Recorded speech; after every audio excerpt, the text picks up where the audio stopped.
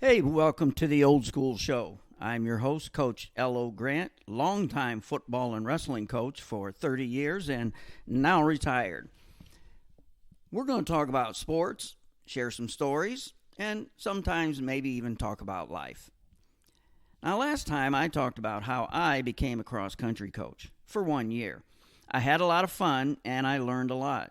I sure learned there was a lot more to it than running from point A to point B, like my AD, Mr. Murphy, had told me. Now, my first cross-country meet was an eye-opener. We had been practicing for 2 weeks, and now it was time for a meet. It was a duel between our school and a conference opponent. Now, we only had about 8 guys on our team, and our meet was at a local forest preserve. Nice 3-mile course that ran through the woods. I had 2 good runners. They were veterans that could run between 16 minutes to 16:30.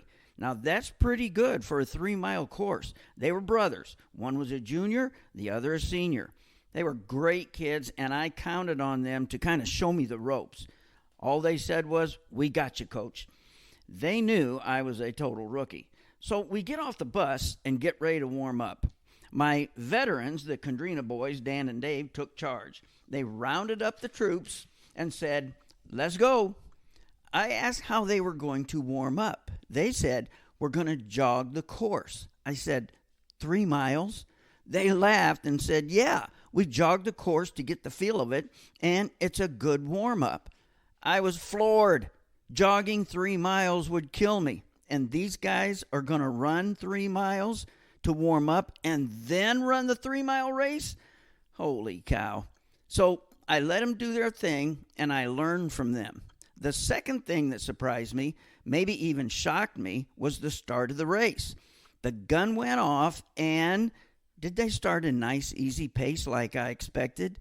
No, they took off at almost a sprint. Now, I had to get their 1-mile splits, so I cut across the course to get their mile times. Then I had to get back to the finish line to get the final results. I didn't know I had to do so much running at a cross-country meet. Now, the Condrina boys, my stars, they went 1-2. The rest of my guys were way back running in those 18 to 22-minute times. So here's what I learned. You start the first 100 to 200 yards fast, then you settle into your race pace. Because if you start slow, it's hard to pick it up. Then, of course, you push it in the last quarter to half mile. Okay, now I got an idea of how this worked, and I just kept learning the rest of the season. Well, let's hit the countdown. We are counting down the top 50 NFL running backs of all time. Remember, this is my list. I get it that we will disagree with many of these rankings, but these are mine. Now, last week, we counted numbers 50 through 46. Now, we're going to hit numbers 45 through 41. So, let's get it started.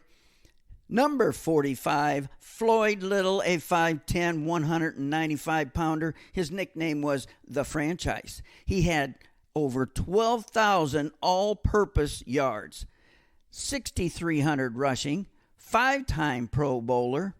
He wore number 44. He was a Hall of Famer in 2010, led the league in rushing in 1971. Now, 44, I remember back in those days, was a popular number for running backs to wear. All right, let's move on to number 44. He is Hugh McElhenney, played back in the 50s. A 6'1", 195-pounder, played 13 years for the 49ers. 5-time Pro Bowler, 4 times All-Player, and he was also a two-way player.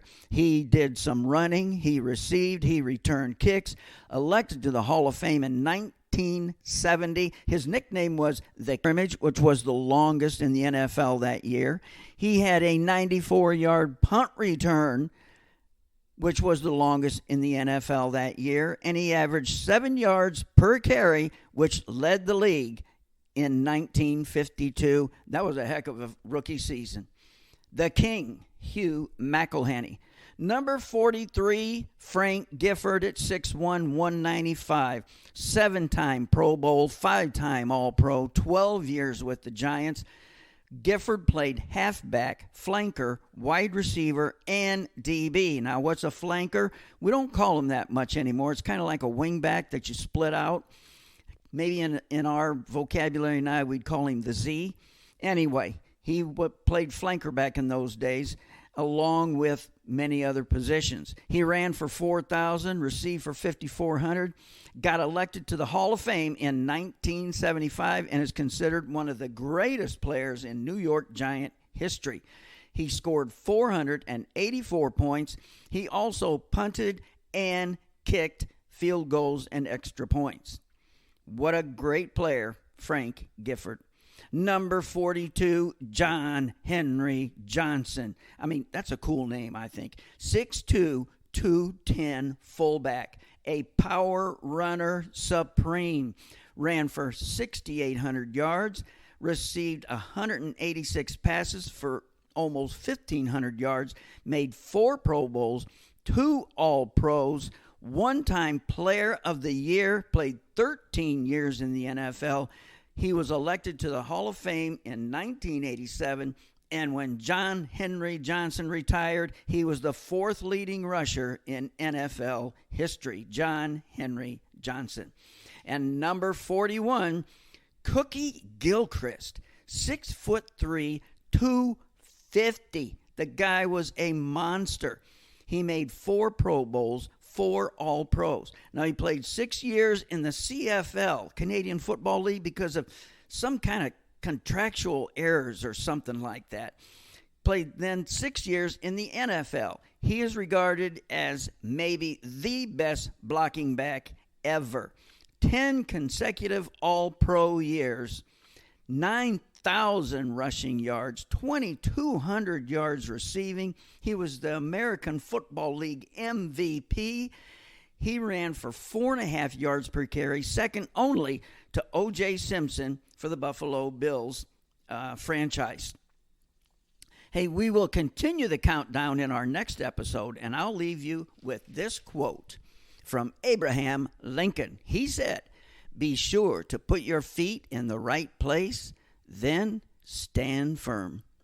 Hey, we'll see you next time on the Old School Show.